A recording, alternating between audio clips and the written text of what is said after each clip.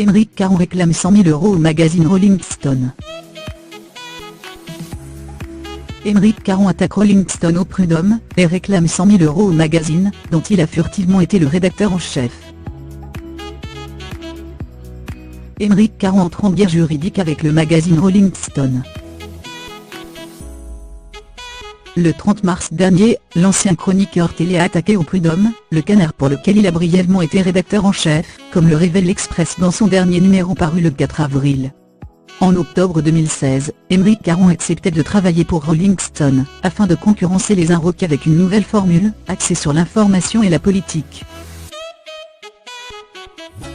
À l'époque, le journaliste venait tout juste de quitter brutalement C'est l'Hebdo, diffusé sur France 5. Il annonçait alors peu après rejoindre l'équipe de Rolling Stone, comme nouveau rédacteur en chef. À chaque parution bimensuelle, Émeric Caron devrait écrire un éditorial et réaliser une interview, pour la somme de 3 000 €.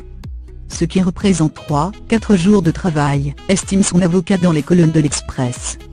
Pour ce faire, Émeric Caron avait accepté à contre-cœur et provisoirement le statut de travailleur indépendant.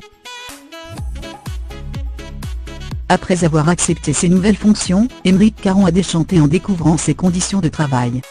Toujours selon l'Express, l'ex-chroniqueur phare d'On n'est pas couché, aurait ainsi dû trouver une dizaine de journalistes rédacteurs supplémentaires pour travailler avec lui sur le magazine culturel. Il devait travailler jour et nuit, seul, sans staff, de chez lui, poursuit son avocate, qui raconte qu'Émeric Caron a craqué et finit par réclamer des conditions de travail et de salaire décentes, 1 mois et demi après sa prise de poste. Rolling Stone ne compte pas se laisser faire devant ces accusations. Il avait de l'autonomie, ripostait l'avocate du magazine. Émeric Caron aurait manqué d'organisation dans ses tâches, et aurait ainsi outrepassé les missions demandées.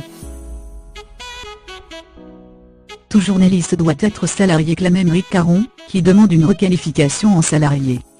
L'écologiste et antispéciste réclame 100 000 € au magazine, dont la moitié pour travail dissimulé. Le verdict final sera rendu fin mai.